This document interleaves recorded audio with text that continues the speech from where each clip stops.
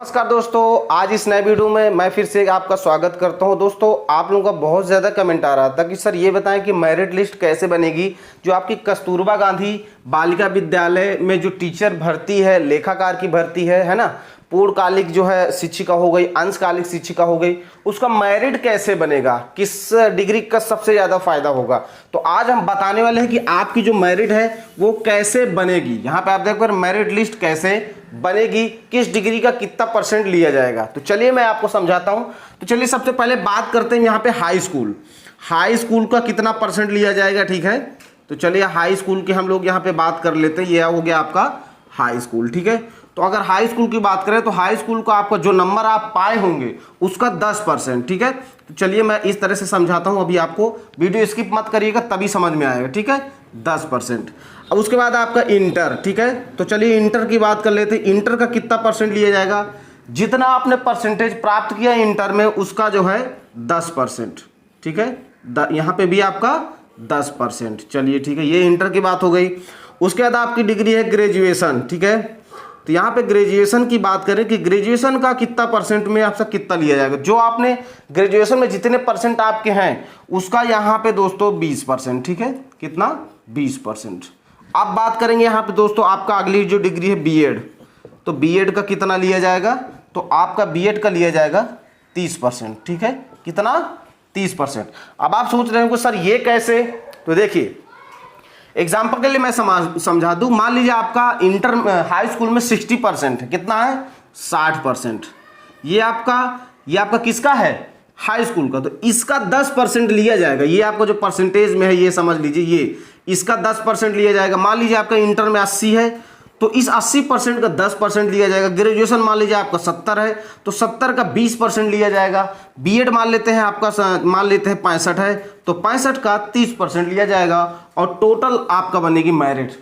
मेरी बात समझ रहे हैं आप। तो देखिए सबसे ज्यादा किस डिग्री का फायदा होने वाला है, ध्यान से आप देख पर बीएड में जिसका ज्यादा सबसे ज्यादा नंबर होगा उसको अधिक फायदा होगा। इसलिए फायदा होगा कि इसका 30% लिया जा रहा है, इसका 30%। सेकंड नंबर पे आपका ग्रेजुएशन 20%। इसके बाद किस में फायदा है, सेकंड नंबर पे आपका ग्रेजुएशन का 20% और इंटर और हाई स्कूल का तो आपका 10-10 ही परसेंट लिया जाएगा। अब अगर हम यहाँ पे कैलकुलेट करें तो टोटल कितना परसेंट, 10, 20, 40, 70। तो आप लोग सोचो सर ये तो 70 ही पहुंचा, 30% किधर गया है ना, 100 होना चाहिए पूरा। वो भी मैं आपको समझा देता हूं। चलिए थोड़ा सा मेरिट बना लेते हैं एक एग्जाम्पल के लिए, तो आपको ज्यादा समझ में आएगा। चलिए मान लेते हैं किसी का बीएड में था, मान लेते हैं 50। ठीक है, 50 ही मान लेते हैं। अब इसका हम नंबर निकालेंगे। ठीक है, 60 का 10% हमको निकालना है दोस्तों। तो बताइए कितना बनेगा, आपको इसका परसेंटेज निकालना। मान लीजिए 60 है आपका और 10% निकालना है इस 60 का।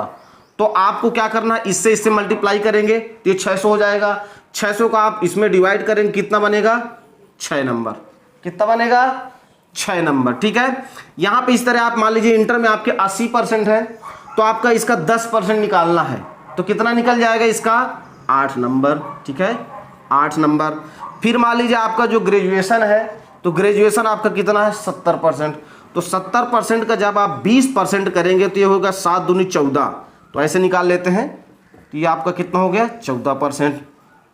फिर मान लीजिए आपका जो बीएड है वो आपका 50%, मान लेते हैं 50% है तो कितना हो जाएगा 5-15 डिवाइडेड, ये आपका हो गया 15%। देखिए नंबर आपका बीएड में बहुत कम है 50%, फिर भी आपका कितना नंबर जोड़ा जा रहा है 15, सबसे अधिक, क्योंकि इसका 30% लिया जा रहा है।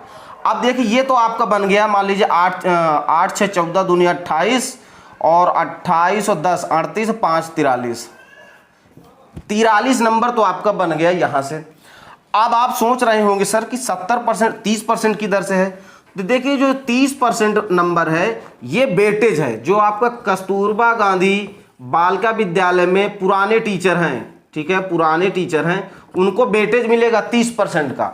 यहां से लिया जा रहा है आपका, यहां पर 1 साल पढ़ाने के लिए आपको कितना नंबर दिया जा रहा है 2। अगर आप यहां पे दोस्तों 15, यहां पे मान लीजिए आप 10 साल पढ़ाए हैं तो 20 हो गया आपका। मेरी बात आप समझ रहे हैं सही से। अब अगर हम कैलकुलेट करेंगे तो देखिए 10, 20, 40, 30, 70 और 30, 100% बना और 100% में ये ऐसे नंबर बना। मेरी बात समझ रहे हैं, कोई कंफ्यूजन है फिर समझा देते। चलिए अब देखिए यहीं पे अगर थोड़ा सा नंबर हम बदल दें, मान लेते हैं कि ये हमारा पूरा इनका जो है नंबर, यहाँ पे किसी का बीएड मान लीजिए 80 है, ठीक है 80 है, मान लीजिए किसी का बीएड 80% है, ठीक है। ग्रेजुएशन मान लेते हैं किसी का, मान लेते हैं ग्रेजुएशन किसी का 60% है। चलिए अब निकालते हैं तो कितना आएगा। अब जब हम इसका 10% निकालेंगे तो इससे पहले क्या करेंगे, मल्टीप्लाई, तो कितना हो जाएगा 600, और 600 का डिवाइड करेंगे 100 से, तो कितना हो जाएगा, कै बार हो जाएगा 6 नंबर हो गया। इसी तरह इसका करेंगे, इसका आप जब निकालेंगे तो वही सेम आएगा आपका 8 नंबर। यहाँ पे भी आपका 20% इसका लेना, ये तो 6 दूनी 12 हो गया आपका, ठीक है। कितना हो गया 6 दूनी 12, ठीक है। और यहाँ पे आपका 3, तो 8 त्रिक 24, ये आपका कितने में है 70 में है। तो देखिए कितना हो गया 8 6 14, ठीक है।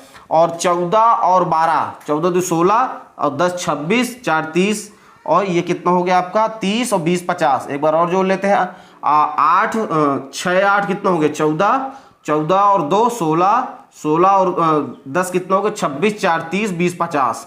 देखिए ये 50 में आपका कितना बना, मेरिट कितनी बनी, 70 में कितनी बनी 50%। अब जो 30 है, ये 30 मान लीजिए आप नए हैं, फ्रेशर है, आपके पास कोई नॉलेज नहीं है, कोई पढ़ाने का एक्सपीरियंस नहीं है कस्तूरबा गांधी विद्यालय में, तो यहाँ पे आपका 0 बना। ये टोटल कितना बना 50% आपका। अगर किसी ने पढ़ा रखा पहले से, देखिए है ना, मान लीजिए किसी ने वहाँ पे पढ़ाया हुआ है 5 साल, ठीक है। चलिए मान लेते हैं एग्जाम्पल के लिए, उन्होंने 5 साल पढ़ाया है, यहाँ पे दोस्तों 5 ईयर्स देख रहे हैं, तो इस तरह से 5 ईयर्स पढ़ाया, तो 1 साल का कितना नंबर मिलता है 2, तो 5 साल उन्होंने पढ़ाया, कितना नंबर मिला 10, टोटल कितना हो गया 60। ये इस तरह से आपका सिलेक्शन जो है कस्तूरबा गांधी बालिका विद्यालय में होने वाला है। तो आप लोग इसी तरह कैलकुलेट कर लीजिएगा, जितना जिसका परसेंटेज होगा वो यहाँ पे अपना क्या करेगा, नंबर रखेगा, 10 से मल्टीप्लाई करेगा, 100 से डिवाइड करेगा। हाई स्कूल के लिए हो गया आपका, ठीक है। फिर इंटर की बात करें, इंटर में जितना नंबर है यहाँ पे रखना है, 10 से मल्टीप्लाई करना है, यानी कि गुणा, 100 से डिवाइड कर देना, जो बनेगा वो आपका हो जाएगा। इसी तरह ग्रेजुएशन की बात करें तो ग्रेजुएशन में जितना नंबर होगा यहाँ रखना है, 20 से मल्टीप्लाई करना है और 100 से डिवाइड करना है, जो बनेगा वो हो जाएगा। बीएड में जितना नंबर है यहाँ पे आपको ये ध्यान रहे, नंबर नहीं रखना, सॉरी दोस्तों, यहाँ पे परसेंटेज रखना है, जो परसेंटेज आपका बनेगा चारों डिग्रियों में, ठीक है। हाई स्कूल, इंटर, ग्रेजुएशन और बीएड में जो परसेंटेज है वो रखना है, नंबर नहीं, ठीक है दोस्तों, मिस्टेक हो गया था। बीएड में मान लीजिए जितना परसेंटेज यहाँ रखना है, 30 से मल्टीप्लाई करना है, 100 से डिवाइड करना, जो नंबर बनेगा वो ये हो जाएगा, और ऐड कर लेना है। इस तरह से आपकी फाइनली मेरिट बनेगी। तो दोस्तों सबसे ज़्यादा फायदा बीएड वालों में, अगर किसी का बीएड 90% है दोस्तों, तो 9 त्रिक 27 नंबर सीधा सीधा वो हो जाएगा। सेकेंड नंबर में ग्रेजुएशन में फायदा है, हाई स्कूल इंटर सेम है, बहुत ज़्यादा फायदा नहीं, लेकिन ग्रेजुएशन और बीएड का आपका 20% और 30% ले रहा तो ज़्यादा फायदा है, ठीक है। तो इस तरह से कट ऑफ बनेगी और इसी बेस पे सिलेक्शन होगा। तो इस तरह से मैंने आपको बता दिया। आप लोगों का कमेंट बहुत ज्यादा आ रहा था कि सर मेरिट कैसे बनेगी। हाँ, एक बात और मैं बता दूं आपको कि मान लीजिए नंबर किसी का सेम हो जाता है, क्योंकि बहुत से दोस्त भाई बहन ऐसे हैं जिनका नंबर सेम हो जाता है, तब कैसे होगा, क्योंकि आपकी जो सीटें हैं वो 8 10 6 2 1 ऐसे करके हैं, ज्यादा सीटें तो है नहीं, तो कंपटीशन थोड़ा सा मान सकते हैं कि है। मान लीजिए किसी का जो है, मान लेते हैं कि किसी का जो नंबर है जब बना, तो मान लीजिए ये इधर राम है, ठीक है, एग्जाम्पल के लिए समझ लेते हैं, प्लस इधर क्या है श्याम है, श्याम है, ठीक है। यहाँ पे एक पोस्ट थी, हम मान लेते हैं एक पोस्ट थी, राम का भी यहाँ पे 76% बन गया टोटल, और श्याम का भी यहाँ पे 76% बन गया। एक पोस्ट है तो अब सिलेक्शन किसको दें, यहाँ पे मैटर फंस गया। तो इसलिए क्या करेंगे, इससे आपका कैसे होगा यहाँ पे मैं थोड़ा सा बताने वाला हूं। तो देखिए, राम और श्याम में जिसकी डीओबी का मतलब समझते हैं, डेट ऑफ बर्थ, जिसकी ज्यादा होगी, मान लीजिए श्याम की जो आपकी डेट ऑफ बर्थ है वो है आपकी 26 साल, और जो राम है उसकी आपकी डेट ऑफ बर्थ है 26 साल, मान लेते हैं 26 साल 1 महीना, ठीक है। तो भाई बड़ा कौन हुआ, राम बड़ा हो गया, तो राम का सिलेक्शन हो जाएगा। मेरी बात समझ गए। अगर यहाँ श्याम की बड़ी होती, मान लीजिए इसका इतना था, इसका 27 साल, तो फिर श्याम को यहाँ पे सिलेक्शन दे दिया जाता। लेकिन अगर मान लेते हैं कि राम और श्याम का नंबर भी सेम है और डेट ऑफ बर्थ भी सेम है, तब क्या होगा भाई? कभी कभी डेट ऑफ बर्थ भी मैच कर जाती है ना बच्चों की। मान लेते हैं कि नंबर भी सेम है और आपका जो है डेट ऑफ बर्थ भी सेम है, तब कैसे होगा भाई? ये क्वेश्चन भी बन सकता है आप लोगों का। मान लीजिए इनकी भी जो डेट ऑफ बर्थ है वो आपकी कितनी है 26, करेक्ट, और इनकी भी कितनी है 26 ईयर्स, ठीक है, इनकी भी 26 ईयर, परसेंटेज दोनों का सेम है। तो सर अब कैसे सिलेक्शन होगा? तो इसके लिए एक तीसरी प्रक्रिया गवर्नमेंट अपनाती है कि जिसका नाम बोले तो अल्फाबेट, यानी कि जो आपका अल्फाबेट होते हैं ABCD वाले, ठीक है, यहां पे अल्फाबेट्स जो होते हैं जिसका पहले आएगा नाम का, जैसे राम R पहले आया प्लस श्याम S। तो आप मुझे बताइए पहले वर्ण अल्फाबेट में कौन आता, R आता है कि S? तो जैसे तो पहले कौन आएगा R, तो कौन सिलेक्शन पाएगा राम। अगर यहीं पे हम मान लेते श्याम जो है, श्याम का नाम ना होता, श्याम का नाम होता, मान लेते हैं यहां पे मान लेते हैं इनका नाम होता अनिल मान लेते, तो यहां A होता अल्फाबेट, और जब अल्फाबेट A होता तो ये पहले होते, सिलेक्शन इनका होता। आप मेरी बात समझ गए पूरी तरह से ना? तो इस तरह से गवर्नमेंट जो है अपनाती है प्रक्रिया सिलेक्शन के लिए, जो मेरिट बेस पे होता है, तो इस तरह से प्रक्रिया अपनाई जाती है। परसेंटेज का मैंने बता दिया, एज का बता दिया, और तीसरा यहाँ पे दोस्तों आपका वर्णमाला का बता दिया, ठीक है। आप मेरी बात समझ गए होंगे। अब आप कह दें कि सर मान लेते हैं नाम भी मैच कर गया, तब तीनों मैच हो गया, तब क्या होगा? तब भी रास्ता है। मान लेते हैं इनका जो है A बना, मान लेते हैं इनका भी आपका नाम जो है, इनका नाम मान लेते हैं अंकित अनिल था, तो इनका नाम मान लेते हैं अमर था।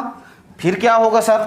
मान लेते हैं इनका अमर था, अमर का भी परसेंटेज सेम निकला, एज भी सेम निकली, और ए से निकल गए दोनों लोग, तब कैसे होगा? तो बेटा सेकेंड नंबर पे जो अल्फाबेट आता है उसी बेस पे सिलेक्शन होगा।